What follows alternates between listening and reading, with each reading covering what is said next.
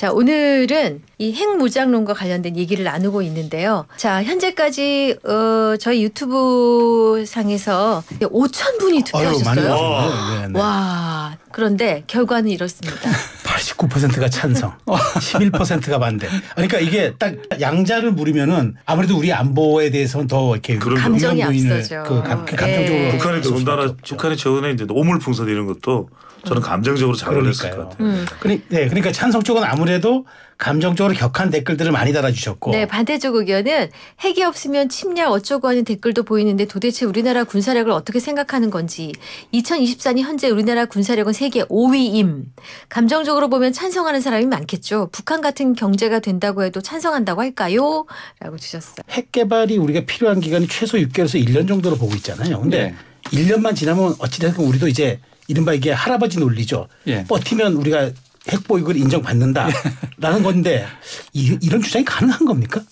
지금 보세요. 우리가 핵 개발을 했어라고 주장한다 한들 국제사회로부터 인정을 받을 수 있겠습니까?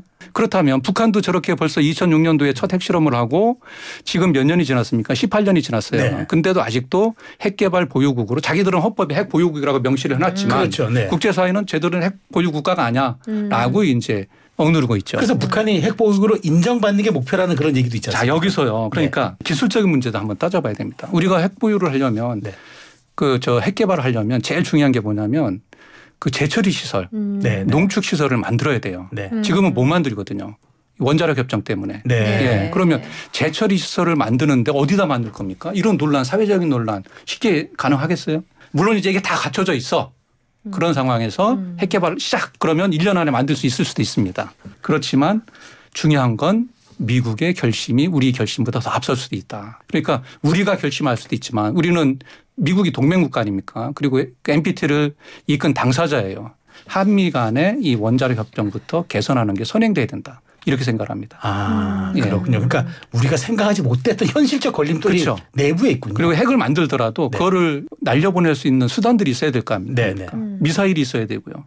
그러면 거기에 미사일에 들어가서 장착할 수 있는 그런 시스템을 또 개발을 해야 돼요. 탑재해야 되니까. 그러려면 시간이 뭐 6개월, 1년 안에 다 된다? 이거는 저는 현실적으로는 좀 힘들지 않겠나. 그러니까 이게 사실은 실제 가능성 여부를 떠나서 왜냐하면 핵무기를 우리가 자체적으로 가지면 주한미군이 철수할 수도 있는 겁니다. 왜냐하면 굳이 있을 이유가 없다. 그렇죠. 게임 체인저가 있으니까. 그러니까요. 핵을 보유한 국가에 우리 주한미군이 왜 주둔해야 되느냐 아니면 뭐 안보비도 부담된다 이런 이야기도 나올 수 있는 것이고요. 그런데 저는 오히려 실질적으로 우리가 핵을 가진다기보다는 이런 논의를 통해 자 지금 한국이 불안하는데 그래도 동맹국인 미국에서 가만히 있으면 되겠어. 그러니까 좀 더 많은 협조를 다른 나라로부터 게다가 이제 중국에도 이런 이야기를 하겠죠.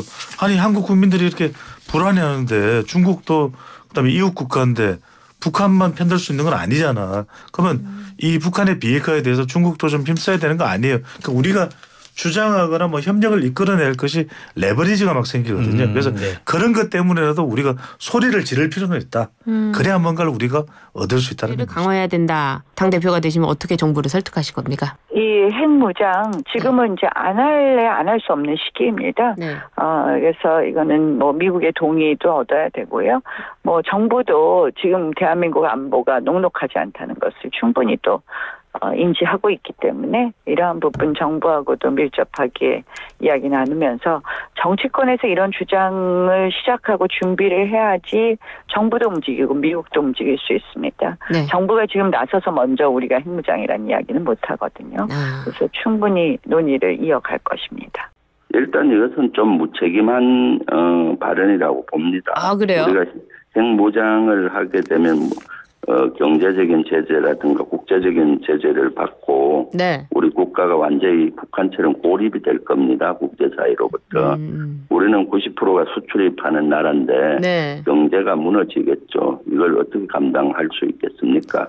제가 2주 전에 미국에 출장을 가서 일주 동안 그 국회의원들, 미국의 의원들 행정부 기관 싱크탱크를 다 만나봤는데 미국 내에서 이런 목소리는 아주 극소수였습니다. 대다수는 핵무장을 용인하지 않는다.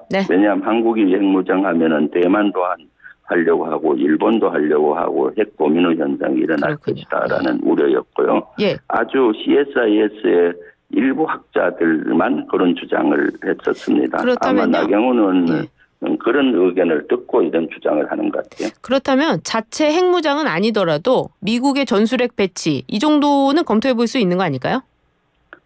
글쎄요. 지금 미국 조야에서도 전술핵 배치 큰 의미 없고 그렇게 하지 않을 것 같아요. 왜냐하면 지금은 전술핵 배치를 갖다 놓지 않더라도 미 본토에서 미사일을 통해서 만약에 북한이 그런다면은 한 30분에서 1시간이면 미사일이 날아오는 거고 감이나 뭐 이런 데서 전략무기가 운용을 하는 경우도 한두 시간이면 다 가능하기 때문에 굳이 전술핵 배치를 갖다 놓는 거는 큰 의미는 없습니다. 그래도 상징적인 거가 되겠죠. 그래요? 그래도 북한 김정은의 심리적인 압박이라도 줄 수 있는 거 아니겠습니까?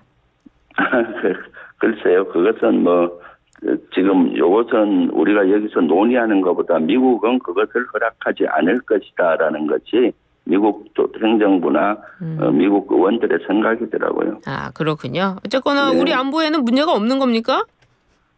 뭐 지금 안보가 위기로 시달리고 있죠. 왜냐하면은 지금 저는 가장 큰 위기가 북한이 러시아와 동맹을 맺은 겁니다.